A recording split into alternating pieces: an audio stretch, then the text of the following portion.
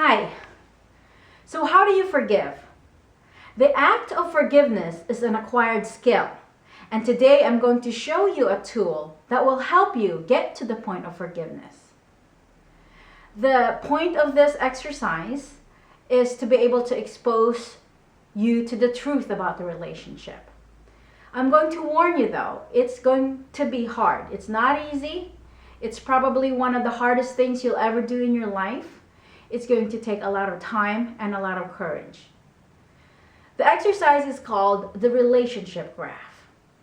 First, you take a piece of paper and you turn it sideways, like this. You draw a line from one end of the paper to the next, dividing the top and bottom part of the paper. This is your whole entire relationship with the person. So you think about the person you want to forgive. And I suggest it's the person who has hurt you the most. This exercise allows you to put everything into surface, because there might be some things, there are a lot of things that you rather forget, that you have forgotten over the years, that will surface as you start writing things down.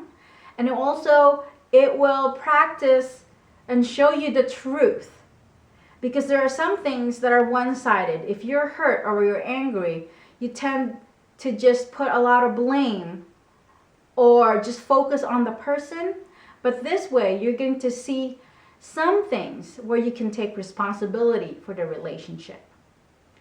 So this is the beginning of your relationship, and that's the end of your relationship. If you're doing one of your parents, you write the year when you were born. That's when your relationship started. You write the year when they either passed away, or you parted ways, or when you considered that was the end of the relationship. So for example, if you're doing your father and you were born in 1968, put 1968 right here. And say your father passed away when you were 30, so put 1998 right here. To help you plot in the graph, find a midpoint. That would be 1993, then you put it right here. And then you start writing the memories. The bottom are the negative memories, and the top part is dedicated to the positive memories. So I'm sure you have a lot of negative memories if you're hurt, or if you have a lot of things to forgive. So you write down all the memories according to the year, and then also you write down all the positive memories. And a lot of the memories don't come until you really think about it. That's why it will take you weeks, because there are memories that you've forgotten, and now you remember, just because you're focusing on the relationship itself. So say one of your earliest memories is when you were 6 years old. So you write down the year right here when you were 6. And your father promised to take you to the zoo. And it took you like 2 weeks to really get excited about it. And you told all your friends about it. And the day came and you were all dressed up. And you sat on the porch waiting for your dad to take you to the zoo. And you waited 1 hour. And then you see nothing. You waited 2 hours, 3 hours, and then he never showed. When you write down these memories, you don't just write it down and you remember it. You actually become 6 years old again. You become 6, and you put yourself on that porch, and you feel the pain. Feel how devastated you are. Feel the excitement being crushed. Feel the abandonment. And you have to face your pain once again. Look at it in the eye and not be afraid of it and not avoid it. See, we spend the rest of our lives after we're hurt, especially when we're young, to deal with the pain, to put walls around it, because we don't want to be hurt like that again. And we carry it with us, and that's what made us the person that we are today. But in order for us to take it away, we have to go back to that place in our heart and not be afraid of it, not be afraid of the pain. That's the only way for you to feel it, to be able to take a hold of it and to release it. And that's why I'm telling you, this is hard to do. Because each of the memory that you write down, as you go throughout the years to the end of your relationship. You don't just write it down and reason it. You go there and you feel all the hurt. And that's when all the anger comes from. And that's when you get to understand why you feel the way you feel. And also, it balances out because there's going to be more memories that you think that you never thought of that are positive. Or some memories that you take responsibility for having.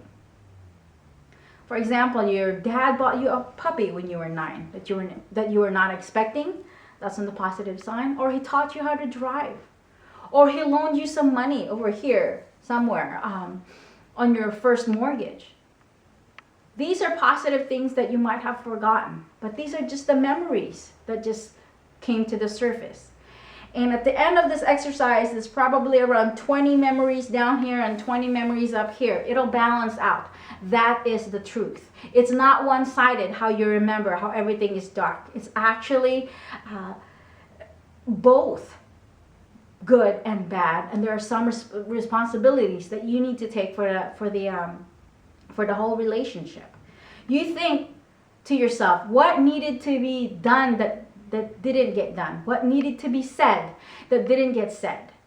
And then, after all is done and you looked at it and say, this is the truth, you write a letter to that person.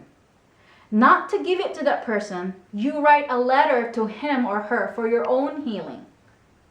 Dear Dad, I hated you because when I was 6, you told me you were going to take me to the zoo, but you didn't. And that's really trivial now, but it is the core of me. The pain remained there for many years. And it hurt so bad, but I forgive you. Dad, you know what? You didn't have to give me that puppy at 9.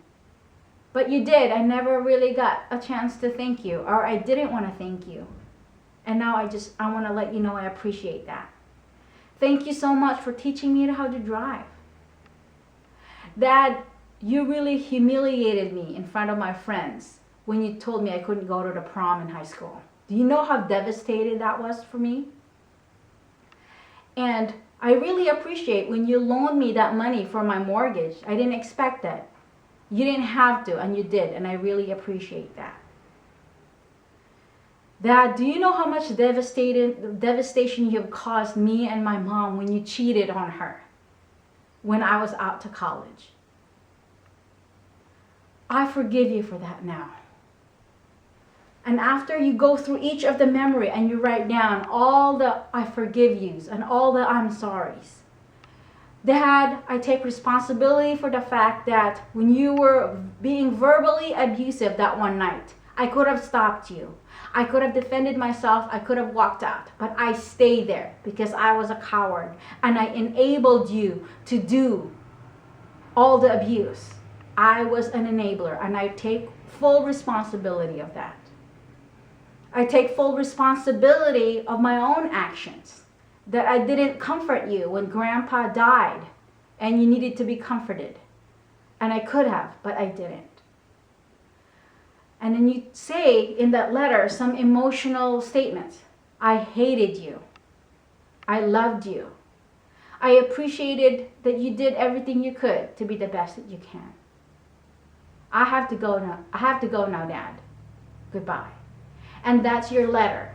It's everything that you've ever felt, everything that needed to be said that you didn't say, and all your forgiving and all your apologies. And then what you do with that letter is you just read it and say, this is it. This is what's in my heart. And then you get rid of it. You don't send it to the person. You don't give it to the person or anybody. Nobody reads it but you. You're not writing the letter to go to the other person because it might backfire. First, the person can totally deny your letter or defend your letter. You don't know what the issue is with that person and you don't really care. You're writing the letter for your own healing and nobody else. Nobody sees that letter, but you have to get rid of it. Burn it, throw it in the ocean,